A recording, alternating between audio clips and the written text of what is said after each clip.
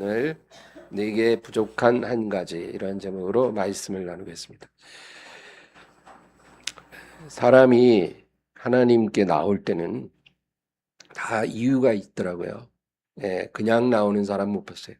저도 예전에 대학생 때 조금 제 발로 교회를 갔거든요. 누가 전도해서 간 게 아니라 그냥 저 혼자 걸어갔어요. 네, 왜 갔겠어요? 불면증이 너무 심한 거예요. 그래서 6개월 동안 1시간도 못 잤어요. 그러니까 너무너무 괴롭더라고요. 그래서 교회를 그냥 가고 싶은 마음이 들었어요. 예, 갔는데 이렇게 눈물이 나더라고요. 예, 그냥 회개했어요.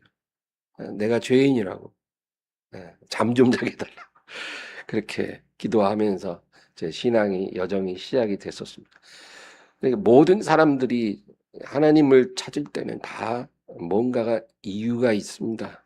어떤 사람은 그 죄책감이 너무 깊어요. 예, 자기 과거의 과오로 인한 그 죄책감 때문에 마음이 너무 괴로운 거예요. 그래서 하나님께 나옵니다. 어떤 사람은 질병 때문에 하나님께 나오고 어떤 사람은 사업에 실패해서 예, 죽고 싶은데 죽기 전에 교회라도 한번 가보자. 내 힘으로 해결할 수 없는 절망 속에서 몸부림치다가 그리고 하나님께 나오는 사람들 대부분이 다 처음에는 어떤 문제 때문에 하나님께 나오는 것입니다. 근데 그건 잘못된 게 아니에요. 그건 너무나 당연한 거예요. 우리 인간은 연약하잖아요. 연약하니까 내가 해결할 수 없는 문제 앞에서 전능자를 구하게 되어 있는 거예요. 그거는 아무 부끄러운 게 아닌 것입니다. 예수님 당시 그 예수님께 몰려든 사람들 그 옷자락이라도 잡으려고 했잖아요. 왜 그랬겠어요? 병 고침 받으려고 그런 거예요. 옷자락만 돼도 병이 나았거든요. 그러니까요. 필사적으로 병을 고쳐보겠다. 근데 몸 건강하고 돈도 많고 행복한 사람들은 예수님을 찾지 않았어요. 다 정말 너무 사는 게 괴로우니까 예, 지푸라기도 잡고 싶은 마음으로 예수님께 나온 거죠. 그래서 문제는 그렇게 예수님께 나오고 예수님 만나고 너무나 그게 올바른 거죠. 근데 그 믿음에서 머물면 안 된다. 예, 문제 때문에 예수님을 만났지만 그렇게 예수님을 만났으면 이제 예수님을 믿고 그리고 따라가야 돼요. 아, 나 병 났어. 집에 간다. 그런 게 아니라 예수님을 따르라는 거예요. 따르라. 근데 예수님을 따르려면 어떻게 해야 돼요? 마음만 갖고 안 돼요. 순종이 필요한 거예요. 순종.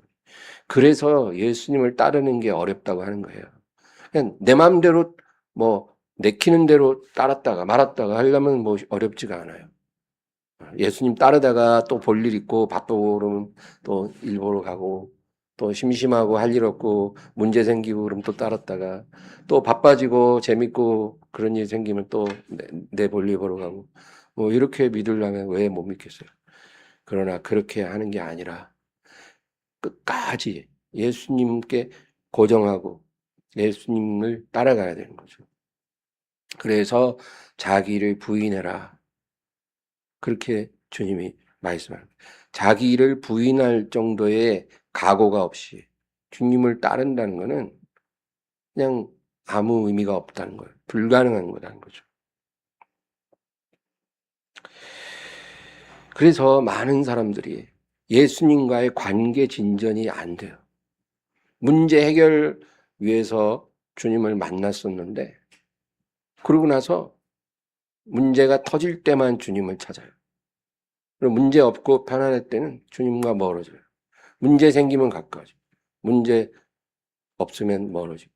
그러니까 30년을 믿어도 관계 진전이 안 돼요. 여러분, 그 주변의 지인들 중에 평소시에는 연락 한 번 없어요, 서로. 근데 가끔 전화 몇 년에 한 번씩 오면 꼭 부탁하는 그런 사람 혹시 없나요? 그 전화 그냥 하는 법은 없어요. 어쩌다 한 번 하면 뭐라도 부탁을 해요. 그리고 그 연락 없어요. 이런 사람하고 친해질 수 있습니까? 친해지기 힘들어요. 그 사람 전화만 오면 안 받고 싶어. 왜? 또 뭐 부탁할 게 있나? 근데 우리가 사람 관계도 그러면 친해지기가 어렵잖아요. 하나님과의 관계라고 뭐 다르겠어요? 내가 문제 있을 때만 찾고, 내가 힘들 때는 하나님과 가까워졌다가, 막 예배도 엄청 잘 나와요. 그러다 이제 또 아무 문제 없고 편안해지면 또 슬슬슬슬 멀어져. 하나님에 대해서 신경 안 써요. 내가 하고 싶은 것만 하고, 내 인생 살다가, 또 문제 터지고, 안 될 것 같으면 또 와서 기도하고. 이렇게 신앙생활 30년 하면요. 하나님과의 관계 진전이 안 되는 거예요. 하나님도 이런 사람 별로 좋아하지 않습니다. 하나님을 사랑하는 사람이 있고, 하나님을 이용하는 사람이 있어요. 주여 주여 한다고 똑같은 게 아니에요. 주님을 사랑해서 주여 하는 사람이 있고, 주님을 이용해 먹으려고 주여 하는 사람이 있어요. 물론 그런 사람들이 자기가 그렇다고 생각 안 해줘. 자기가 믿는다고 생각을 하지만, 우리가 어떻게 생각하는 게 우리가 아니에요. 주님이 우리를 어떻게 보느냐가 그것이 우리의 진정한 모습이에요. 마지막 날에 주님이 우리가 섰을 때 내가 너를 알지 못한다. 저는 아는데요. 우리가 알면 뭐예요? 주님이 모른다는데. 우리가 나 대통령하고 친해. 내가 이렇게 말한다고 그게 무슨 의미가 있어요? 대통령이 나랑 친하다고 해줘야지. 마지막 날에도 그런 일이 많이 일어난다는 겁니다. 그러므로 주님이 좋아할 만한 사람이 무엇일까? 우리가 그런 생각을 해야 돼요. 우리가 은혜로 부름받고 구원을 받았지만 거기 머물지 말고 주님과 관계가 깊어져야 돼요. 그래서 주님과 친밀을 해요. 주님이 기뻐하는 사람, 주님이 좋아하는 사람. 예. 이는 내가 사랑하는 자요. 내가 기뻐하는 자라. 하늘에서 아버지가 예수님에 대해서 말했잖아요. 우리에게도 하나님이 그렇게 말씀하실 수 있어야 되지 않겠어요? 여러분. 그런 소원을 가져야 돼요. 그런 사람이 돼야 돼요. 세상에서 성공하는 것은 하나님께 아무 의미가 없어요.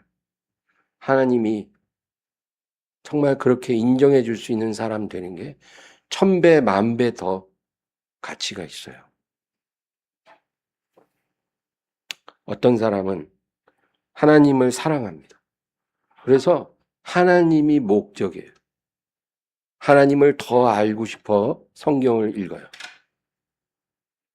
하나님과 더 가까워지고 싶어서 시간을 정해 기도해요. 그렇게 하나님과 좀 더 가까워지고 싶군요. 하나님을 사랑하니까 예배를 나가요. 다른 이유가 없어요. 내가 주님을 사랑하니까. 내가 주일 되면 당연히 교회 가서 예배를 드리고. 이게 하나님이 목적인 사람이에요. 하나님이 목적. 이런 신앙이 영생을 얻는 신앙이에요. 복을 받을 수밖에 없는 신앙이에요. 하나님과 사랑에 빠진 사람이에요. 하나님은 이런 사람을 찾으신 거예요. 그러나 그런 사람 요즘에 별로 없어요. 대부분 어떤 사람이냐? 자기가 목적이에요. 자기. 주님이 목적이어야 되는데 그게 아니에요. 내가 목적이에요. 나를 위해. 내가 복을 받아야 되고. 내가 행복해야 되는 거예요.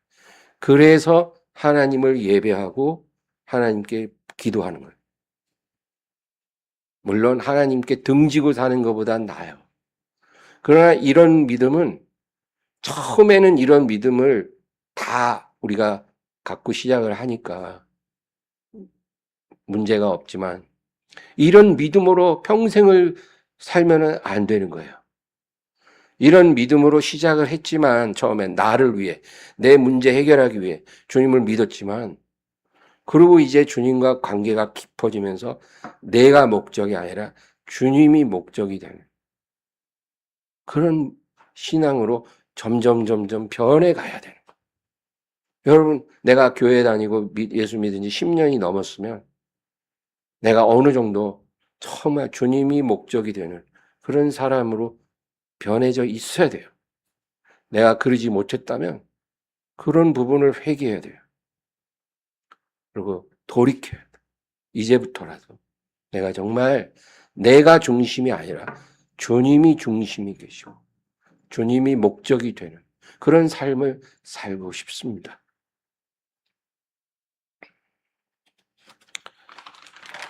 그래서 지금 주님이 마음이 너무 슬퍼하신다는 거. 여러분, 오병이어의 기적, 놀라운 기적이 수만 명이 그 자리에서 배불리 먹고 12강조리가 남았어요. 이건 엄청난 일이잖아요. 어디 먹을 거 구할 데가 없는 들판에 수만 명이 하루 종일 굶었는데 배 터지게 먹고 12강조리가 남았어요. 그러니까 사람들이 눈이 뒤집혔어요. 그 순간. 야, 이건 이제 뭐 병 고침 받기 위해 주님을 따르는 게 아니에요. 이제 멀쩡한 사람도 주님을 따라야 될 이유가 생긴 거예요. 우리가 예수님 좀 따라가고 신기해서 구경도 좀 하고 싶은데 그래도 가게 문 열어야 되고 생계를 또 생각해야 되니까 시간이 없어서 못 따라갔던 사람들도 이제 가게 문 다 닫아. 예수님만 따라가도 아주 배 터지게 내가 일해서 버는 것보다 더 잘 먹게 생겼어요. 그래서 그 이유로 예수님을 따르는 사람들이 폭발했어요. 예수님이 어디 가는지 막 사람들이 막 필사적으로 따라오는 거예요. 요한복음 6장 26절 보십시오. 예수께서 대답하여 이르시되 내가 진실로 진실로 너희에게 이르노니 너희가 나를 찾는 것은 표적을 본 까닭이 아니요 떡을 먹고 배부른 까닭이로다. 너희가 표적을 보고 나를 따랐다면 괜찮은 거죠. 네. 그건 뭐예요? 어떤 표적을 보고 예수님을 알게 된 거예요. 예수님을 믿게 된 거예요. 그래서 예수님을 믿어서 따르는 거니까 문제가 없어요. 표적의 역할이 그거예요. 표적은 우리의 믿음의 발화점이에요.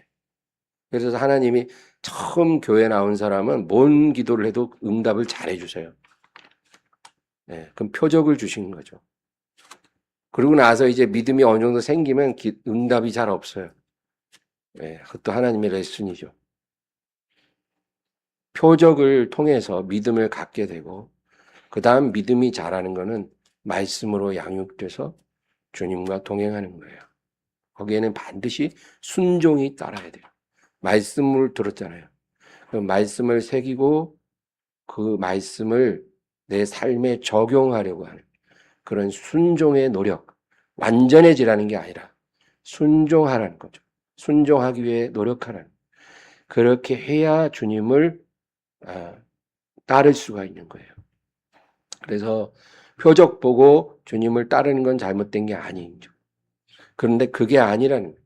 너희가 나를 찾는 것은 나를 믿어서 찾는 게 아니라 떡을 먹고 배불렀기 때문이라. 나를 따름으로 떡이 생긴다는 것을 너희가 알았기 때문이라는 거예요. 예수님이 목적이 아니에요. 떡이 목적이에요.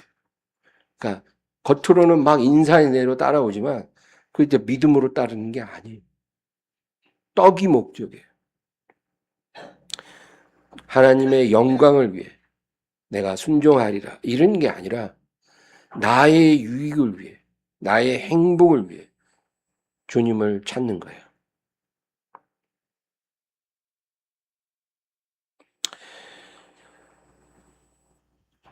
그 다음 27절 보겠습니다.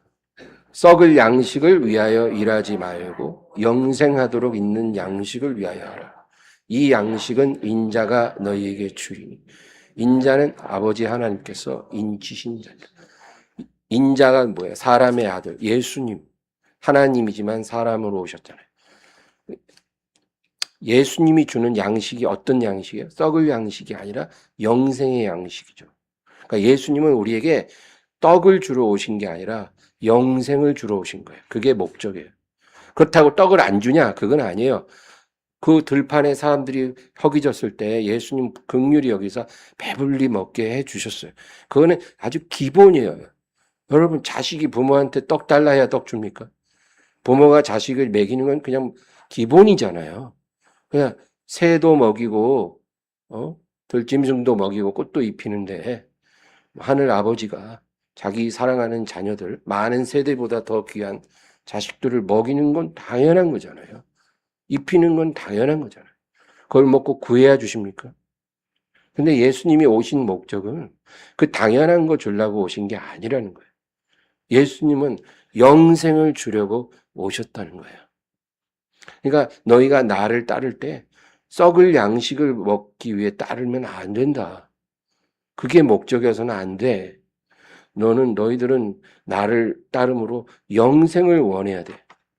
영생의 양식을 주는 나를 믿고 따라와야 해. 그 얘기인 거예요. 여러분, 우리는 예수님을 따르는 목적이 뭡니까?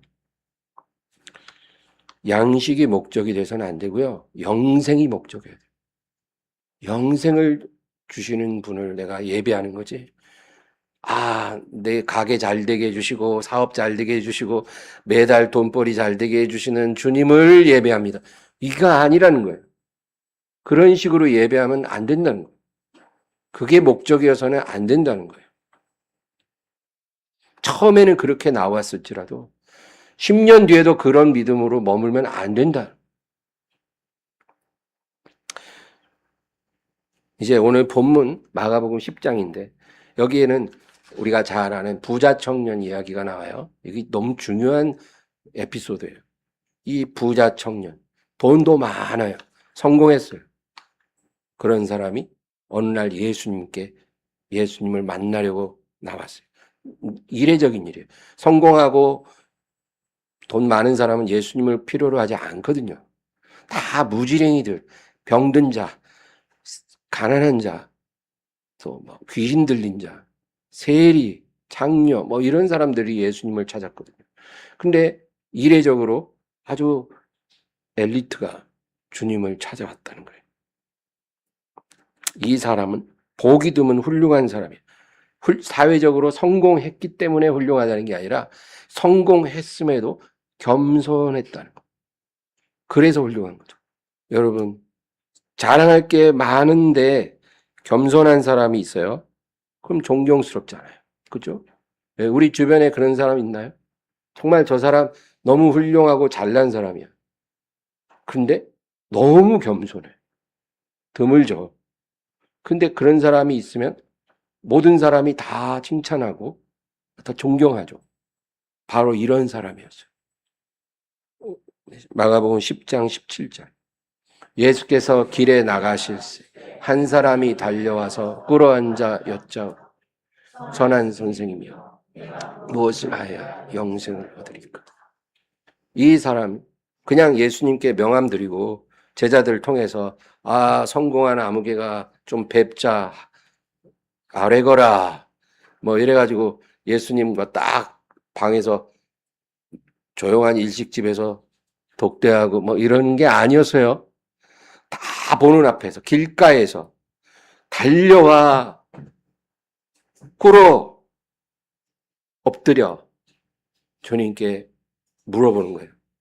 선한 선생님, 내가 어떻게 하면 무엇을 하면 영생을 얻을 수 있습니까?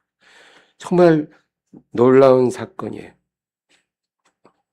여러분, 성공한 사람들은 이런 식으로 찾아오지 않아요. 왜? 이목이 있기 때문에 자기 체면을 위해서라도 이렇게 하지 않거든요. 예수님 만나고 싶어도 점잖게 오지 이렇게 달려와 꿇어 엎드려 사람들 다 보는데 주님 앞에 무엇을 아뢰지는 않아요. 이 태도도 너무 겸손하고 훌륭하지만 그 사람의 질문은 더 훌륭해요. 보통 예수님을 찾아온 사람 99.9%는 주여 내 자식이 흉악한 귀신에 들렸나이다. 주여 혈우병을 고쳐주소서. 주여 중풍병 좀 고쳐주소서. 다 이런 식이에요.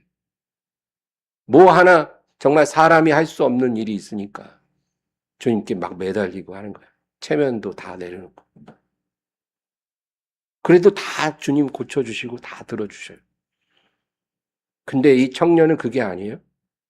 내가 무엇을 하면 영생을 얻겠습니까? 근데 참 훌륭한 사람이에요. 아마 이런 성도가 교회 오면 모든 목사님들이 다 좋아할 거예요. 왜? 아주 훌륭하잖아요. 태도도 겸손하고 질문도 훌륭해요. 다 뭐 문제 해결 받게 달라고 기도해 주세요. 그리고 머리 드밀고 그러는데 그런 게 아니라 내가 영생을 얻고 싶습니다. 세상에서 남 부러울 게 없는데 내가 영생을 얻고 싶습니다. 무릎 꿇고 그렇게 물어보면 얼마나 훌륭해 보이겠어요. 근데 문제는 이 사람이 예수님이 누군지를 몰랐어요. 그냥 훌륭한 랍비 중에 하나라고 생각했어요. 그래서 자기가 영생에 대해 질문하면 아주 중요한 통찰력을 주는 그런 귀한 말씀을 해 주실 거다. 그렇게 기대를 한 거예요. 예수님이 곧 영생이라는 걸 몰랐어요. 내가 곧 부활이요 생명이라고 했잖아요. 예수님이 영생인데 그런 건 몰라요. 예수님은 랍비니까 내가 영생에 대해 물어보면 어떤 좋은 말씀 하나 주시지 않을까. 그래서 예수님은 이 청년이 예상했던 답을 먼저 주셔요. 하나님의 계명을 지키라. 틀린 말은 아니에요. 하나님의 계명을 완벽하게 지키면 영생을 얻어요. 그렇게 할 수 있는 사람이 없으니까 문제죠. 아담의 후손은 불가능하거든요.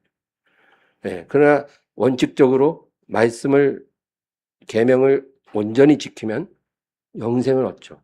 그래서 예수님은 원론적인 대답을 하신 거예요.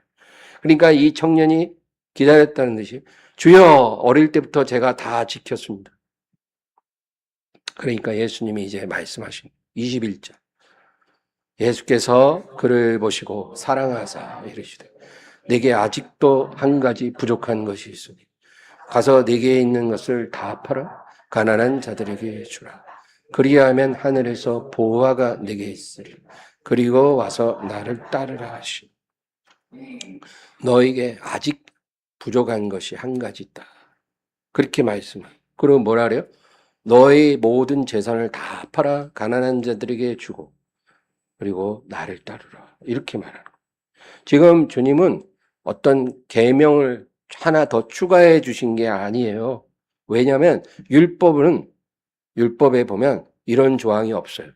부자들은 자기 재산을 다 팔아 가난한 자들에게 줄지니라. 이런 말씀이 계명에는 없거든요.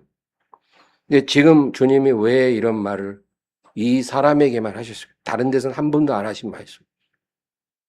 그거는 이 청년에게 아주 적합한 말씀인 거예요. 이 청년이 훌륭한 사람이지만 집착하고 있는 게 무언가를 주님은 정확히 아셨어요. 집착. 여러분, 이 단어를 우리가 깊이 생각해야 돼요. 우리가 뭐 하나에 집착하는 거. 그게 우상이에요. 그게 우상이에요. 그게 무엇이든.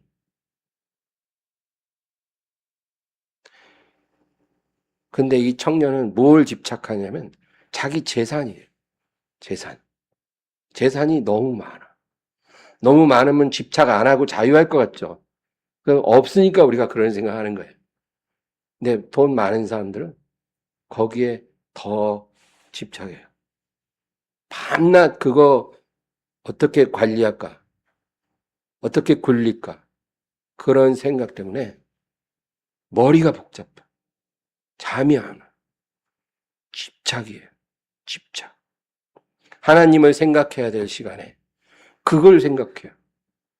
하나님을 예배해야 되는데 그거 관리하는데 시간을 다 버려요. 그게 집착이. 그래서 예수님은 그게 우상이라는 거죠.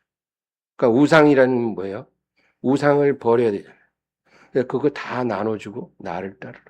그러니까 이 청년은 자기가 계명 잘 지킨다고 했지만 제1계명을 지키지 않고 있는 거예요. 왜? 주 하나님만 내게 있게 할지라. 우상을 용납 안 하겠다는 거잖아요. 근데 우상이 있는 거예요. 자기는 그게 우상이 아니라고 생각하지만 집착을 하고 있는 그게 우상이었던 거예요. 아브라함이 집착한 건 이삭이었죠. 이 청년이 집착하고 있는 건 재물이었어요. 그래서 그거 버리고 나를 따르라. 왜? 주님 따르려면 집착하고 있는 거 다 붙잡고 갈 수 없어요. 하나님과 재물을 겸하여 섬길 수가 없으니까요. 그러니까 네가 붙잡고 있는 그 우상들 다 버리고 나를 따라야 한다는 거예요. 순종이 주님을 따르는 조건이에요. 근데 이 청년이 어떻게 했어요? 근심하며 돌아갔어요. 너무 훌륭한 사람이에요. 사실은. 근데 안 되는 거예요. 태도도 겸손해요. 그건 가식이 아니었어요. 그 질문도 훌륭했어요. 정말 영생에 대해서 궁금해했어요. 이런 사람 교회 오면 목사들이 다 칭찬하고 환영해 줄 사람이에요. 근데 예수님은 달랐어요. 너에게 부족한 것이 아직 한 가지 있다. 그러더니 재물 다 나눠주고 나를 따르라. 그 한 가지 우상, 그거 다 깨뜨리고 나를 따르라. 근데 이 청년이 순종이 안 돼요. 그게 나아지지가 않아요. 그래서 결국은 고개를 숙이고 돌아갔어요.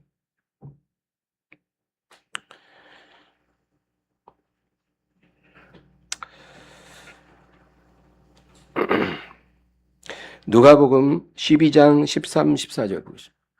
무리 중에 한 사람이 이르되 선생님 내 형을 명하여 유산을 나와 나누게 하소서 하니 이르시되 이 사람아 누가 나를 너희의 재판장이라 물건 나누는 자로 세웠느냐 하시고. 예, 이 사건 놀라워요. 어떤 형제가 있어요. 근데 형이 아버지 재산을 다 차지하는 거예요. 동생에게 나눠주질 않으니까 동생이 너무 억울했던 거예요. 억울하고 원통하고 누구에게 하소연을 할 수도 없어. 해결이 안 돼요. 그러니까 예수님을 찾아와서 부탁하는 거예요. 주여, 이 문제를 해결해 주소서. 여러분, 우리가 살다가 이게 유산으로 인해서 형제 간의 분쟁이 일어나면 안 되죠. 근데 이런 일이 주변에 많이 있잖아요. 그래갖고 막 소송 걸고, 그죠? 소송 거는데 보면 다 예수 믿는 사람들이에요. 다 하나는 광림교회 다니고 하나는 순복음교회 다니고. 근데 소송이 됐어요. 법으로 해결해야 돼. 둘 다 기도할 거예요. 주여! 근데 주님이 그래, 너희 믿음이 크도다. 뭐 이런 대답 안 하셔요. 뭐라 그래요? 이 사람아, 누가 나를 너의 재판장이나 물건 나누는 자로 세웠느냐? 나는 너의 그런 문제에 너에게는 억울한 거겠지만 해결해주는 사람 아니야. 하나님 그런 일을 하시지 않는다는. 놀랍죠? 우리는 이런 문제는 당연히 억울하니까 하나님 앞에 해결해 달라고 기도하는데 주님은 거절하셔요. 주님은 우리가 어떤 사연을 갖고 있느냐를 보시는 게 아니라 우리가 집착하는 것을 보시는 거예요. 내가 억울해요. 내 입장엔 억울해. 왜? 유산을 못 받았으니까. 근데 주님은 내 억울함을 보는 게 아니고요. 내 마음이 무엇에 집착하고 있느냐, 그걸 보는 거예요. 왜 너는 돈에 집착하니? 집착하는 거는 우상이야. 우상을 버려. 주님 그렇게 말씀하신다는 거예요. 아, 주님, 뭐 우상이고 나발이고 내 억울해서 미치겠어요. 좀 도와주셔요. 나 그거 없으면 못 살아요. 그러니까 이렇게 우리 입장과 하나님 입장이 관점이 달라요. 그래서 그 다음 절 15절 그들에게 이르시되 삼가 모든 탐심을 물리치라 사람의 생명이 그 소유에 넉넉한 데 있지 아니하시고. 달라는 건 안 주고 엉뚱한 소리를 하세요. 삼가 모든 탐심을 물리치라 사람의 생명은 그 소유에 넉넉한 데 있지 않는다. 주님이 원하는 게 이거예요. 내려놓으라는 거야. 내려놓으라. 뭐 다 넘겨주라 뭐 그런 뜻이 아니지만 그냥 내려놔. 그리고 그 사람이 달라는 거 줘. 그냥 양보할 거 있으면 빨리 양보하고 빨리 해결해. 탐심 속에 머물지 마. 빨리 털어. 그리고 너는 나를 따르라. 여러분, 그거예요. 사람들은 내가 이렇게 열심히 살았으니까, 이제까지 주님을 열심히 잘 섬겼으니까, 이제는 나에게 복을 좀 주시고 나를 좀 높여주세요. 이렇게 구하죠. 그런 마음이에요. 근데 주님 뭐라고 대답하면 아직도 너에게 부족한 것 한 가지가 있으니 네가 집착하고 있는 걸 다 내려놓고 나를 따르라. 그렇게 대답하십니다. 그게 무엇인지는 우리 각자가 기도하면서 깨달아야 할 것입니다. 근데 이 청년, 부자 청년 그냥 돌아갔잖아요. 그게 안 되는 거예요.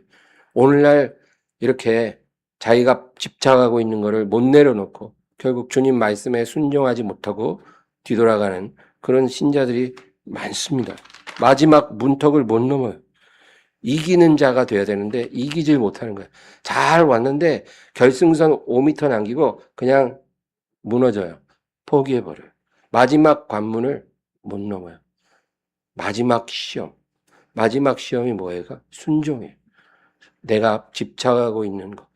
그걸 내려놓는 순종의 시험. 이거 통과해야 여러분, 우리가 승리하는 사람, 이기는 자가 돼요. 계시록 3장 5절입니다. 이기는 자는 이와 같이 흰옷을 입을 것이요. 내가 그 이름을 생명책에서 결코 지우지 아니하고 그 이름을 내 아버지 앞 그의 천사들 앞에서 시인하리라. 21절. 이기는 그에게는 내가 내 보좌에 함께 앉게 하여 주기를 내가 이기고 아버지 보좌에 함께 앉은 것과 같이 하리라. 이겨야 합니다. 이겨야 영광에 들어가요. 마지막 관문이 그거예요. 집착하는 것을 내려놓는 시험. 그 순종의 시험을 통과하시길 바랍니다. 오늘 본문 23절 보겠습니다. 예수께서 둘러보시고 제자들에게 이르시되 재물이 있는 자는 하나님의 나라에 들어가기가 심히 어렵도다 하시니 재물이 있는 자는 하나님 나라에 들어가기가 심히 어렵다. 불가능한 건 아니지만 아주 어렵다. 왜 그럴까요? 재물이 있으면 그것에 반드시 집착을 해요. 집착을. 그러지 않기가 너무 불가능에 가까워요. 여러분. 그런데도 재물이 많기를 원하세요? 아니란 사람이 한 명도 없네요. 그래도 있어나 봤으면 좋겠어요. 근데 재물이 있으면 거기에 집착해서 내려놓기가 어렵대요. 내 말이 아니라 주님 말씀이에요. 그걸 내려놓고 따라야 되는데 안 따라진다는 거예요. 그래서 마지막에서 주님 내가 각자의 길로 가게 된다는 거예요. 근데 예수님 뭐래요? 재물이 있는 자는 하나님의 나라에 들어가기가 심히 어렵도다. 그것 때문에 하나님 나라에 못 들어가요. 24절에서 27절. 제자들이 그 말씀에 놀라는지라 예수께서 다시 대답하여 이르시되 얘들아 하나님의 나라에 들어가기가 얼마나 어려운지 낙타가 바늘기로 나가는 것이 부자가 하나님의 나라에 들어가는 것보다 쉬우니라 하시니 제자들이 매우 놀라 서로 말하되 그런즉 누가 구원을 얻을 수 있는가 하니 예수께서 그들을 보시며 이르시되 사람으로는 할 수 없으되 하나님으로는 그렇지 아니하니 하나님으로서는 다 하실 수 있느니라. 그러니까 부자가 자기 우상을 버리고 하나님께 순종하는 건 불가능에 가깝고 그래서 바늘기로 낙타가 들어가는 것보다 더 어렵다는 거예요. 그럼 누가 구원받을까요? 어떤 부자가 구원을 받을 수 있습니까? 부자 된 게 죄는 아닐 텐데 부자로 태어난 사람도 있잖아요. 그냥 다 지옥 갑니까? 예수님 뭐라 그래요? 사람은 할 수 없지만 사람의 노력으로는 불가능하지만 하나님으로는 다 하실 수 있다. 그러니까 하나님이 구원하기로 결정하면 부자도 구원받는 거예요. 어떻게 해요? 그 집착하는 거를 다 내려놓을 때까지 깨뜨려버려요. 다 완전히 깨어지게 하셔서 다 내려놓게 하시고 나서 주님 따르는 믿음 주시고 그리고 구원하신다는 거예요. 예. 자기 스스로는 그걸 못 버려요. 그거 스스로 버린 사람은 진짜 거의 없어요.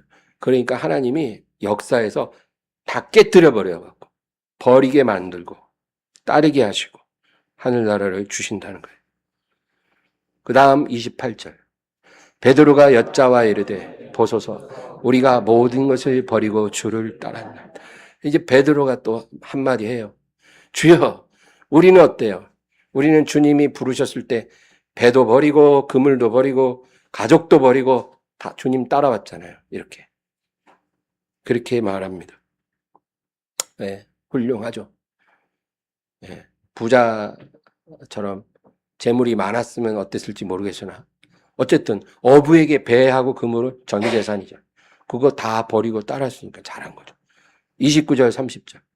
예수께서 이르시되 내가 진실로 너희에게 이르노니 나와 복음을 위하여 집이나 형제나 자매나 어머니나 아버지나 자식이나 전토를 벌인 자는 현세에 있어 집과 형제와 자매와 어머니와 자식과 전토를 100배나 받되 박해를 겸하여 받고 내세 영생을 받지 못할 자가 없느니라. 저는 이 구절을 읽으면서 질문이 생기더라고요. 왜 예수님은 그 부자 청년에게 이렇게 말해주시지 않았을까? 그 청년이 근심하며 돌아간 뒤에 베드로와 제자들한테 이 얘기를 하셨거든요. 근데 만약에 그 청년에게 이렇게 말했더라면 그 청년이 순종했을 수도 있어요. 왠 줄 아세요? 네가 만약에 전 재산을 나눠주면 현세에 몇 배를 받는다고요? 100배. 여러분 엄청난 거죠. 만약에 우리나라에서 제일 부자인 어떤 사람이 여러분에게 여러분 나에게 1억만 주십시오. 내가 10년 뒤에 100억 드리겠습니다. 그리고 차용증까지 쫙 공증을 해서 주는 거예요. 우리나라에서 제일 부자인 사람. 그러면 여러분 어떻게 하실 것 같아요? 어떻게든지 1억을 만들어서 줄 겁니다. 10년 뒤에 100억이에요. 그거 여러분 이 부자를 믿어서 주는 게 아니에요. 계산해보고 투자하는 거예요. 투자.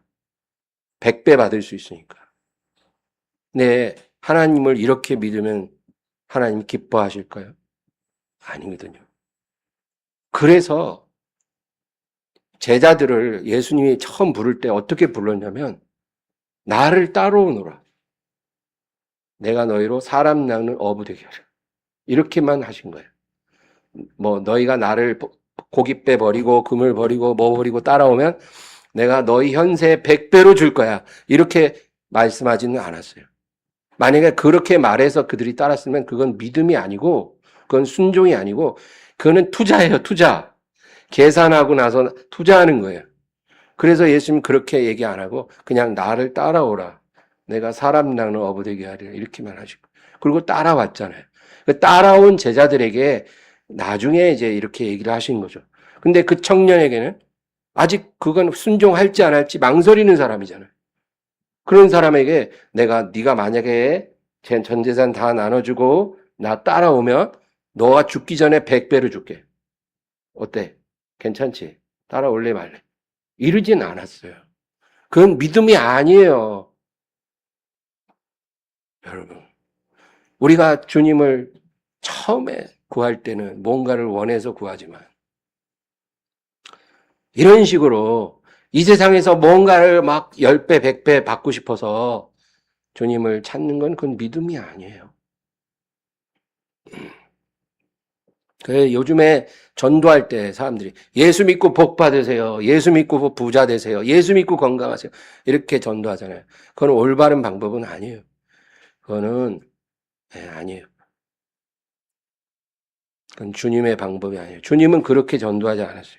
만약에 그렇게 전도해서 사람들이 예수님께 온다면 글쎄 그 말이 틀린 말은 아니지만 그건 하나님의 방법이 아니라는 겁니다. 그래서 주님은 우리에게 믿음을 요구하러 오셨지 투자 설명회를 하러 오신 게 아니에요.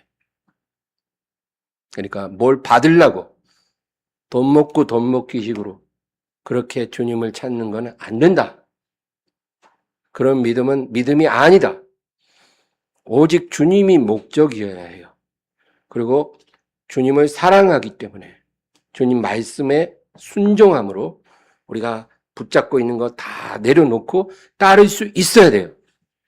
그런 사람에게 하나님은 반드시 그 순종의 열매를 풍성하게 주시는 것입니다. 이제 마지막 31절 읽겠습니다. 그러나 먼저 된 자로서 나중되고 나중된 자로서 먼저 될 자가 많으니라. 네, 먼저 믿어도 이런 순종의 시험을 넘지 못하고 뒤돌아서는 사람들이 많잖아요. 그러면 어떻게 해요? 그냥 그 주님과의 관계 진전이 안 되죠. 그냥 문제 생길 때만 주님을 부르는 사람인 거예요. 네, 그런 사람들이 많고요. 그러나 나중 믿었으나 정말 주님의 부르심에 믿음으로 순종하고 주님을 따르는 사람이 있다는 거죠.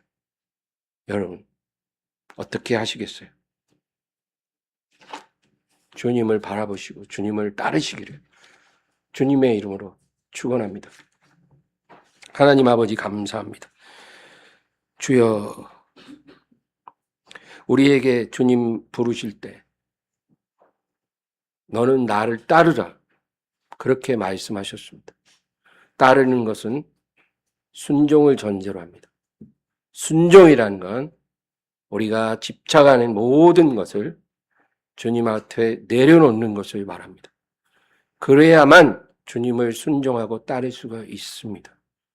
그리고 그렇게 하는 자에게 주님은 반드시 그 순종의 축복으로 응답해 주시는 것입니다.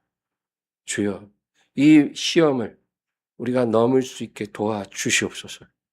하나님, 내가 놓지 않고 있는 것이 무엇이든 깨닫게 하시고 주님께서 그것을 다 내려놓고 나를 따르라고 하실 때 그 음성을 우리가 똑똑히 듣고 주님 앞에 즉시로 순종하는 저희들이 될 수 있게 도와주시옵소서.